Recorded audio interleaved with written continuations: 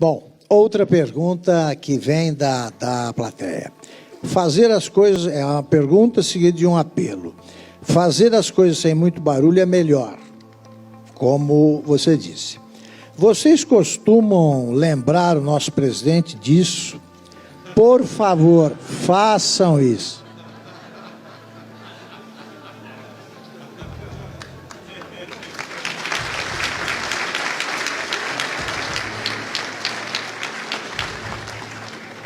Com você, Salim.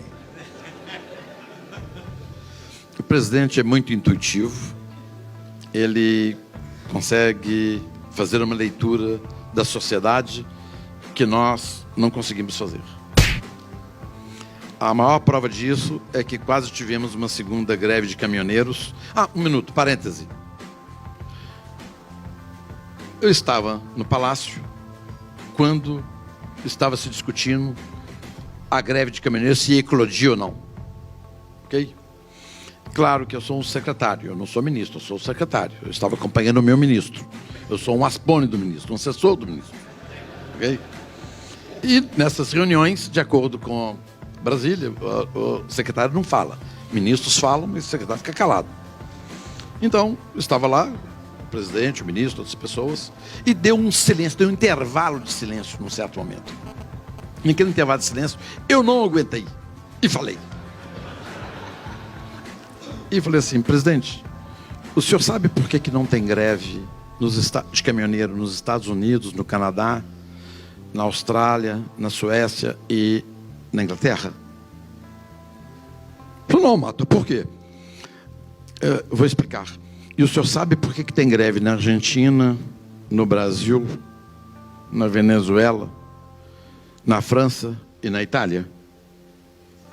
Por que, presidente? Só tem greve de caminhoneiro em país que tem petroleira. País que não tem petroleira não tem greve de caminhoneiro. Falei para o presidente. E ele tem uma intuição tão grande que essa greve não eclodiu porque ele soube fazer uma leitura do que estava acontecendo. Ele tem um sistema intuitivo. Gente, ninguém chega a presidente da República gastando menos de $1 milhão se não tiver certas capacitações. Ele chegou lá porque tem capacitações. Ele sabe fazer a leitura do que a sociedade deseja. E ele se manifesta de uma forma absolutamente pura. Ele é um homem puro. Eu vou dizer para vocês o seguinte: eu tenho tido muitos contatos com ele. Eu sei que muitos não vão concordar. Eu quero dizer para vocês que eu sofri bullying aqui em São Paulo. De meus amigos empresários, e o Hélio Beltrão aqui presente é testemunha. Ok, Hélio? Num grupo de empresários, rodando a palavra para saber quem estava apoiando, eu estava apoiando João Amoedo.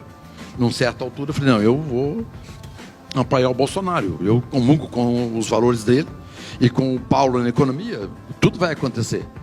Então eu desembarquei da candidatura do João Amoedo e comecei a apoiar o Bolsonaro lá atrás. E eu quero lembrar o nome para vocês apenas de 6 empresários que foram à imprensa e falaram: eu apoio o Bolsonaro. Na imprensa, na televisão, no rádio, no jornal. Só 6. Número 1 foi Sebastião Bonfim, da Centaurus Esportes. Salim Matar, Meyer Nigri, Luciano Hang,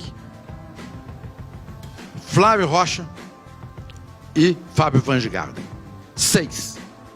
De tantos milhões de empresários que tem no Brasil, 6 foram e deram a cara a tapa: eu apoio o Bolsonaro. Eu fui um desses 6. Eu estava com ele, Beltrão, numa reunião com um grupo forte do PIB de São Paulo, e eu sofri bullying, porque eu falei que eu estava apoiando o Bolsonaro. Aí, pessoal: apoiando o Bolsonaro? Eu falei: sim, estou apoiando o Bolsonaro. Olá, ministro.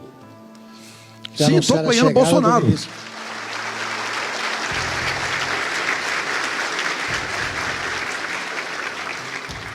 O que eu quero dizer para vocês é que existe establishment, também no meio empresarial. Todo mundo queria que fosse o candidato Geraldo Alckmin. E hoje, fazendo uma análise rapidamente, se fosse Bolsonaro, tem um ministério escolhido a dedo por técnicos. Está aqui um exemplo de um técnico para o Ministério da Infraestrutura, fazendo um trabalho espetacular. Ministério técnico do presidente. Se fosse o outro candidato eleito, como é que seria o nosso ministério? Bem, dois ministérios para o PP, um para o PR, 2 para o PMDB, 3 para o PSDB, e assim sucessivamente. E eu sofri bullying, o Hélio Beltrán testemunha.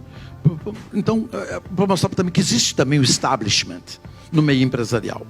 Então, naquele momento, poucos de nós acreditamos, e imaginem se não tivesse tido a vitória do nosso presidente, onde nós estaríamos hoje. Eu fico vendo classe empresarial e imprensa criticando, um minutinho só. E se não tivesse aqui, onde é que nós estaríamos hoje? Se fosse a esquerda continuando no poder.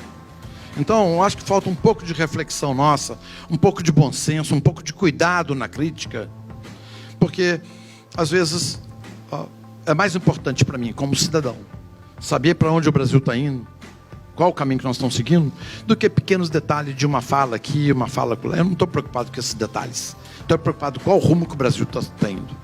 Qual a possibilidade, o que nós estamos fazendo em saneamento para poder reduzir 6 mil mortes por ano de crianças que morrem por falta de saneamento. Isso para mim é importante. Agora, se alguém falou A ou B, se tuitou alguma coisa, para mim, me desculpem, isso para mim não é importante. Eu quero saber de resultado. E eu acho que esse governo está apresentando resultados.